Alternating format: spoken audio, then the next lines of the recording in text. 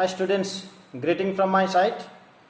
In this video today I am teaching you Newton's first law of motion. You will know about the motion. In chapter 2 we have studied about the motion, isn't it? That is the linear motion, and you must have known that how the body is moving. Who is producing the motion on our body? Is there any physical quantity which is responsible for that or not? Or what causes the motion of our body? Can you say me? Obviously, the force causes the motion of the body.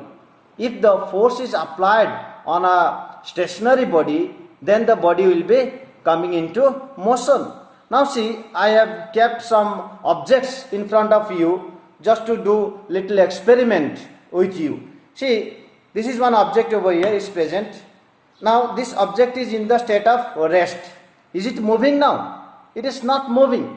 Why is not moving? Because no force is acting onto this. So now if I will bring this object in motion, then what I have to do? Just see here. I have applied a force on it. Then the body came into motion. Now see, again you see. Just see this. What you are seeing? When the force is applied on the body, then the body is coming in motion. Or else the body is not moving. So obviously now you should understand that the force is responsible for the motion of a body. If the body remains in the state of rest, if you will not apply the force on the body, then the body will not come in motion. So in the same way, if the body is moving, then how can you stop the motion of the body? Can you say me? Okay, let's see now. Suppose you see one car is moving now. See, one car is moving and it is being stopped by the force applied by me. Isn't it? See here. Now I am applying the force to stop the motion of the car. It's moving. I am applying the force over here to stop the motion of the car. So a force is needed to stop the motion of the body even. Now see over there, if I apply a less force on the car to bring it into the motion, this car is in the rest.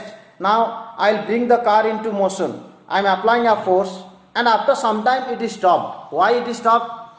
Am I applying the force onto the car to bring it into state of rest? No. Here the force of friction which is exerted by the table on the car is bringing the car into rest. Because you know that in the last class I have taught you about the force of friction. What is force of friction? The force which opposes the motion of the body. So when the car is moving, after some time it is stopped. That is due to the external force, and this force is the force of friction. If this force would not be present, if the force of friction is not present over here, then the car keep moving, and you will find the car is moving with the same speed in the same direction. So this is what is the Newton's first law of motion, the concept of the Newton's first law of motion.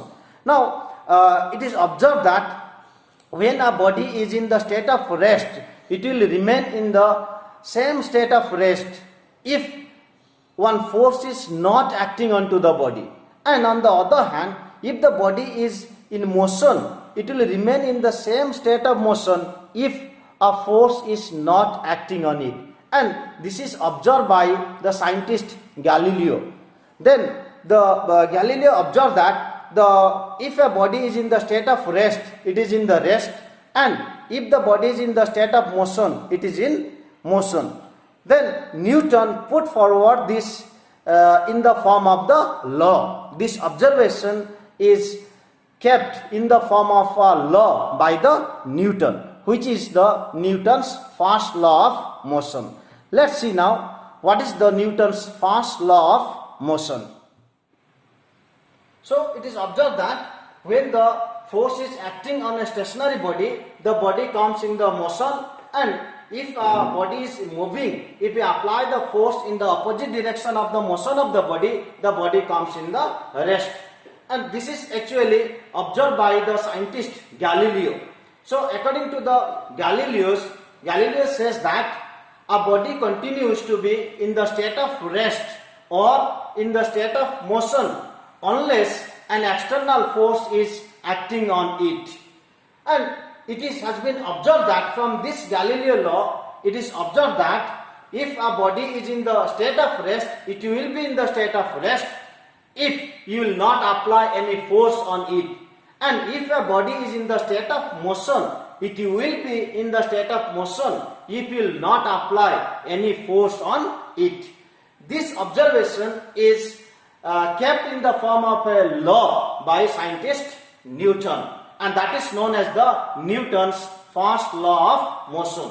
And this law also is the Galileo law of inertia. If the question would ask you, state the Galileo law of inertia, you may write the same statement what is written over there. And this is the Newton's first law of motion. What is saying? According to the Newton's first law of motion, if a body is in the state of rest, it will remain in the same state of rest, and if it is in the state of motion, it remains moving in the same direction with the same speed unless an external force is acting on it. That is what I have done for you. I have shown you the experiment also. You must have understood. Now, this Newton's first law of motion is understood from these two things. What is this? One is the definition of inertia, another is the definition of force. Now, what is inertia actually? What is the meaning of inertia? Inertia means it is the inherent property of our body by virtue of which a body neither changes its present state nor it tends to change its present state. What is the meaning of that? It means that it is the essential property of every material body. What is that? Now, say for example, this duster is lying on my hand. It is in the state of rest. Now, why the duster will come in the motion on its own? It will not come. Now, if I apply the force on the duster to bring it into the motion, then it will come. Or else, the duster will not come into the motion. Say for example, this board is lying over there. White board you can see. This white board is in the state of rest. Is it moving on its own? No, it will not move on its own. If I apply the force on the board, or I will pull the board in this side, or I will push the board towards that end, then the board might go, or else the board will not move, which is the property of the inertia. So once again I am saying you, inertia is the inherent property of the body. Inherent property is the essential property of the body by virtue of which a body neither changes its present state nor it tends to change its present state. So this is understandable from the first part of the Newton's first law of motion. Now from the second part of the Newton's first law of motion, it defines about the force. What it says that unless a force is acting on the body, the state of the body will not change. Which means that the force is the cause to change the state of the object or the state of the rest and the state of the motion of the object. So from the Newton's first law, what will be the definition of force then? Force is the cause which changes the state of rest or the state of motion of the body. Now I will discuss about the inertia and the mass, and also the relationship between inertia and mass. I hope we have written this definition. So I am now erasing this and I am writing there inertia and mass. Now how inertia depends on mass? Inertia you understood, mass you know, before you have known in class 6, 7, 8, you know what is the mass. How the inertia depends on the mass. So just you understand from this simple experiment. Suppose this is a body, this is another body. This is a big body and this is a small body. This is heavy body and it is the lighter body. Now, say both the body are in rest. This is A, this is B. Both the body are in rest. In order to bring both the body into the motion, and if both the body will be moving with the same speed, we have to apply the force on both of them. Now you say me, if I bring both the body in the motion and both of them will move with the same speed in the same direction, then which body needs more force and why? Can you say me? Obviously, the heavier body needs more force than the lighter body. So here the force becomes, if suppose force F1 is applied on body A and force F2 is applied on body B, then the force F1 will be greater than force F2. Otherwise, the body will be not coming in the motion with the same speed. So, therefore, in order to bring body into motion, we need to apply the force. And how the force will be applied? If the mass of the body is more, then it needs more amount of force. Here the mass of the body is less, it needs less amount of force. Why? Because the inertia of this body is more than the inertia of this body. So, say inertia I1 here and inertia I2. Inertia I1 will be greater than inertia I2. Why? Because the mass of the body A will be more. Therefore, the inertia of body A will be more. So, in the same way, some other examples I can give you. If suppose two bodies are moving with the same speed, say for example a train and a cycle, both are moving with the same speed, and I will say you go and stop both of them. So, in which case it will be easier for you to stop the motion? Obviously, it is in the case of the cycle. So, when both the train and cycle are moving with the same speed, if you apply the force on the cycle, it will be stopped. But if you apply the force on the train, train will make you stop. You cannot make train to stop, because you need a very huge amount of force to stop the motion of the train. Why? What is the reason behind that? Because of its large mass.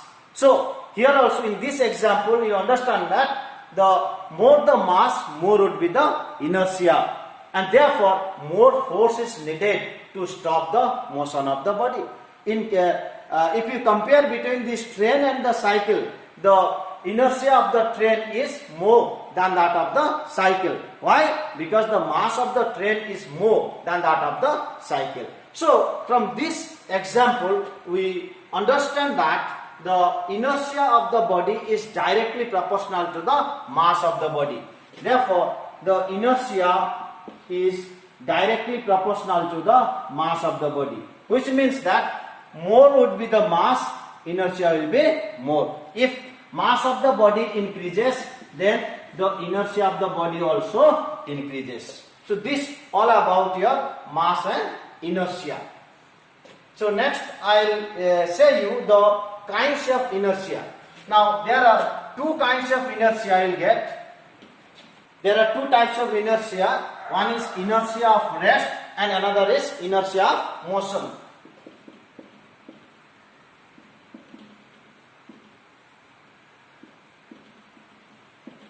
And number 2 will be your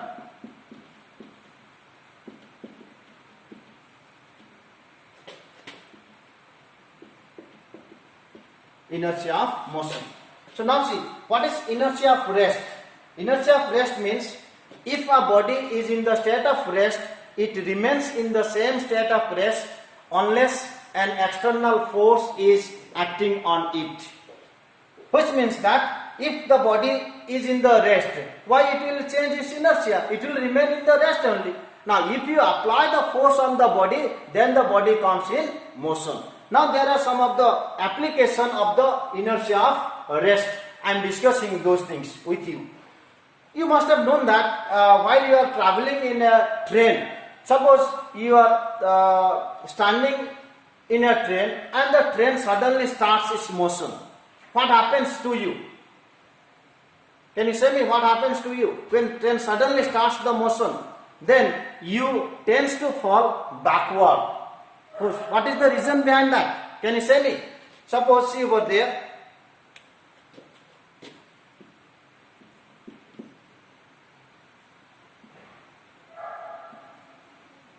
this is the train. Say for example, this is the train and this is the passenger who is standing in the compartment of the train. Now when suddenly the train start in motion, suppose the train is moving along this direction. Suddenly the train start in motion. What happened? The lower part of the passenger's body being closely contact with the compartment shares in the motion. Due to that reason, what happened? The lower part goes along with the train towards this side. So when the lower part is moving towards this side, what is happening in the upper part? Due to inertia of rest, the upper part of the passenger's body remains in the same place. So it tends to fall in the backward direction. It is not moving in the backward direction. It tends to fall in the backward direction. Why? Because this part already, the lower portion already is going forward. So that this portion is left behind over there. So when this portion is left behind, what happened? This is gone. So it feels that it is falling in the backward direction. So that is due to the inertia of rest. Now another example I will give you of this inertia of rest, that is when you beat a carpet, the dust particle falls down. Why? What is the reason behind that? Now understand this. When a carpet is beaten up, the force is applied on the carpet. So the part where the force is applied, due to the force, it comes in the state of motion, leaving behind the dust particle in the same place, in the same position. And due to the inertia of rest, the dust particle remains in the same place. Why? Because no force is acting onto the dust particle. Only the force is acting onto the carpet. But we are not applying the force on the dust particle. So due to inertia of rest, the dust particle remains there, and because of the gravitational pull, the dust particle falls down. Now see another example. While shaking the branch of a tree, the fruits fall down. What is the reason behind that? So whenever you are applying the force on the branch of the branch of the tree comes in the motion. Why? Because the force is applied on the branch of the tree. But due to inertia of rest, the fruits of the tree remain at the same position. And since the branches of the tree is moved out, then due to the gravitational pull of the earth, the fruits fall down. And now another example I will give you, that is when you keep a coin on a card and both the card and the coin is kept on a tumbler, and if you apply the force on the card, what happens? The coin falls into the tumbler. Why it is? Just see this experiment to understand this. As I discussed with you, if I keep a coin on a card and both the card and the coin is kept on a tumbler, if you apply the force on the card, the coin falls down into the tumbler. Why? What is the reason? Now you see whether it is happening or not. After this, I will explain you about the reason. See the experiment. I have kept the glass, this is the tumbler, and the card and the coin. Coin is lying on top of this card. You can see this is, and now I will apply the force on the card. See there. So when I apply the force on the card is moving out, whereas the coin is falling down into the tumbler. Now why it is happening? Initially both the card and the coin are in the state of rest. And when the force is applied on the card is coming into the motion. And due to inertia of rest, the coin remains at the same position. Which was the position? This was over here, the coin was left. And because of the gravitational pull, the coin is falling down into the tumbler. What is the inertia of motion?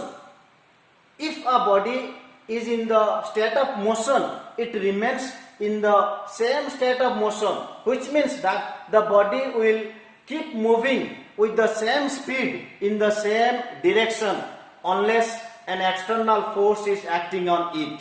So this is the inertia of motion, which means that the body, if you are not applying any force on a moving body, the moving body is supposed to move. It will be not stopped. If you apply the force, then only it will stop. Now see some of the examples of the inertia of motion I am discussing with you.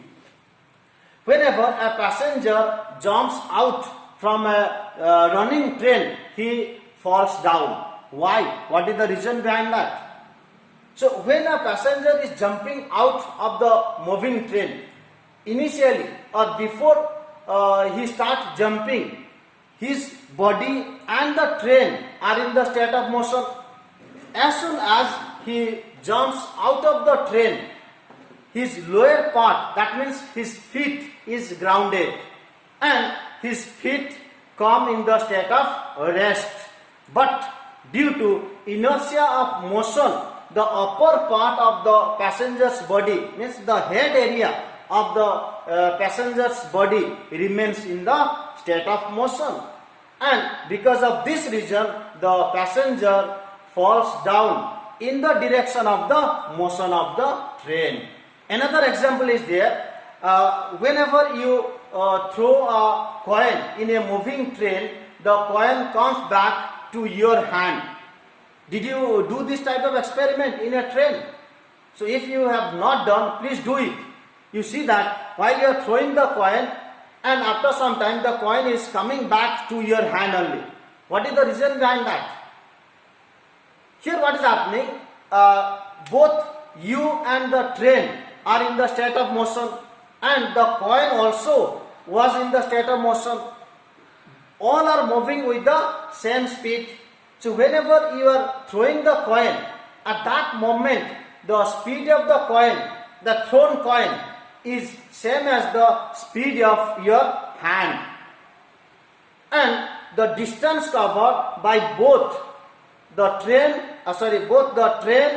the coin and your hand is the same due to inertia of motion.